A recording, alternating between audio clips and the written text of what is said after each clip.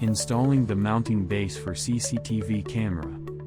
Start doing cabling job for CCTV cable. Also before install we ensure all cables are good and working.